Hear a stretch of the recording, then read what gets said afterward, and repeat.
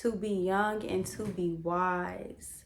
If you are someone who has always been told that, oh, you are so mature for your age, or you have so much wisdom for such a young age, or maybe talking to someone older than you, they always say, oh, if I was like you when I was your age, or if I knew what you knew when I was your age, I'd be doing this, this, and this. The mature one, the leader, you know, the teacher's example or the teacher's pet, then this video is for you, because now you probably struggle with perfectionism, being overly critical of yourself, not being able to give yourself grace, having no patience for anything, always trying to be productive all the time, and chasing academic validation. I am able to say all of those things because I, unfortunately, am guilty as charged. For those of you who don't know me personally, hi, my name is Hxney, aka Ms.Hxney, and I'm here to talk to you today because I want you to know that no, you are not overreacting, you are not sensitive, you are not dramatic. Yes, you do handle things differently than other people your age. Yes, you do think a bit differently than other people your age. Yes, there are probably some things and people that you truly cannot relate to you because your experience was just different. You did not have the average childhood experience. You were not able to really be mad or upset or fully express yourself and then have an emotionally available adult comfort you and teach you how to really express your feelings and emotions. You were not allowed to fully be a child.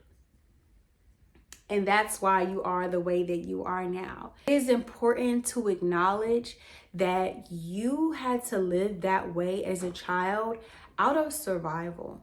That maturity, that good kid, good girl, never causes any trouble, never have to worry about you. That was who you had to be to survive in your household, to get approval in your household, or to just get by, or to survive. I know me personally, if I didn't step up the way that I did in my household, I truly don't know what would have happened with me and my sister. Because especially with my younger sister, because I did so much. My younger sister literally tells me Happy Father's Day. Okay, so that right there is enough to tell you I, as a child, stepped up and did so much. And you know, a lot of older siblings can relate into playing in that parental role. You know, this is the role, this is the label, this is the title that you take on. It shows up in your other relationships and experiences in life because you always take the leadership role. You're always the friend that stands up for others. You always are more likely to speak up. You probably always have had more confidence than others simply because you have always had to take on this role and to lead and to direct and to teach and to care and to help some more. And it is not easy. So the first thing you need to do is realize that that is not necessarily who you are as a human being. You are not your labels. That is just who you had to be. That is who you had to be to survive. And you don't need to be mad at yourself. Or sometimes I think to myself, I wish I would have played more as a kid. I wish I would have, you know, just did more and been more childlike. But I couldn't have. I couldn't have, because I was dealing with real life serious issues at home. So it's hard to just go around and make friends or to go to school and simply just be like other kids. I wasn't like other kids. You know, I was dealing with real things. So it is hard. It truly is hard. And something else I have to remember is that it didn't happen overnight. You know, a childhood is 18 years. So this is almost 2 decades of my life where I got molded into playing a certain role and having to be a certain person to survive. This is 18 years of surviving. So it's going to take some time to get past that survival and get into living and thriving. The way to truly accept it and get past it, this is what has helped me the most. Let's be very clear, this is something that I am still walking through. I'm trying not to run away from it. I'm trying not to avoid it. All that does is build up. It's just worse in the end. You don't want to do that. So I'm sharing this because these are things that if I would have known sooner, I could have been helping myself a little bit sooner. Number one, this is something I literally just started doing and realizing as of last year, 2025. Give yourself grace. Mm-hmm. Mm-hmm. You may have heard that before and kind of just been like, bullshit. If you have, you need to continue watching this video because you have a problem.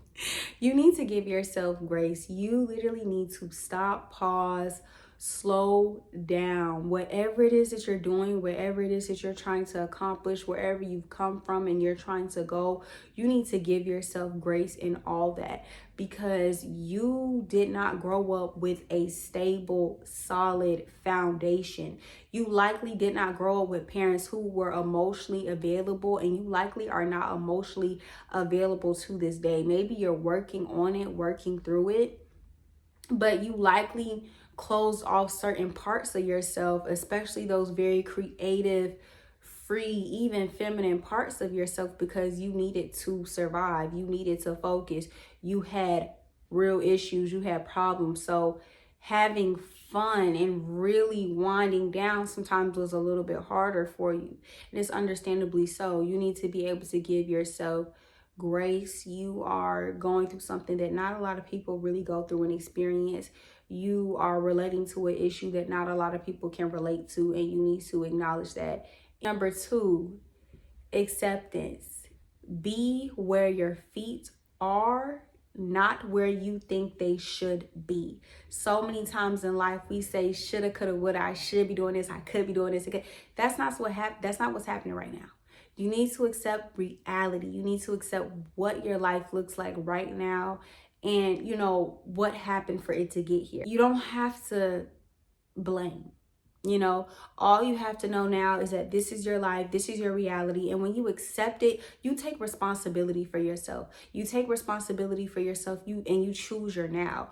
You need to choose, you need to make a choice. In our childhood, when you have that label, is given to you. It's constantly been given to you, and that's something that you keep hearing, and now you have internalized it and labeled yourself as that person. So in order to get rid of those labels, in order to not constantly see yourself from that perspective, you need to be ready to walk into change. And in order to change something, you have to first accept that it is what it is. You have to accept that something is what it is in order to change it and build certain habits within you to be the person that you want to be. In that acceptance, it is very important to not push away your anger. A lot of times, and I heard another creator say this, Allison Sharp, a lot of times we, especially women, try to push away our anger, try not to feel that anger. A lot of times that anger within a woman is demonized. It is seen as a bad thing, or, oh, if you're angry, you're jealous. If you're angry, you're bitter. No, anger can turn into jealousy and bitterness unchecked. But it's not the same as jealousy and bitterness. When you are angry, it's because you know that you didn't deserve that. It's because you know, wait, something fucking happened to me. And everybody's going on like nothing happened to me, or like nothing was wrong, or like what happened was normal. And that's not true. The life that you live, where you had so many responsibilities and you had to take care of so much, and you basically were like a mini adult, that's not okay. If you've watched Uptown Girls, it's like that, where the younger child, the 8-year-old, even though she was so mature, she lacked a lot of development emotionally because of an emotionally unavailable parent, and because she did not have a balanced childhood. It shows, and it shows up in a lot of us today. It's important to feel your feelings. You cannot change what you cannot accept.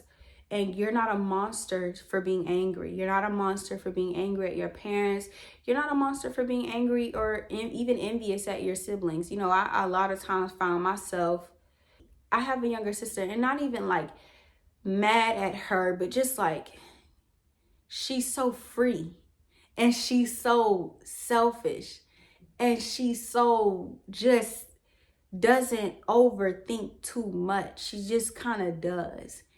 And that's because that's what children do. Children don't really overthink their decisions too much.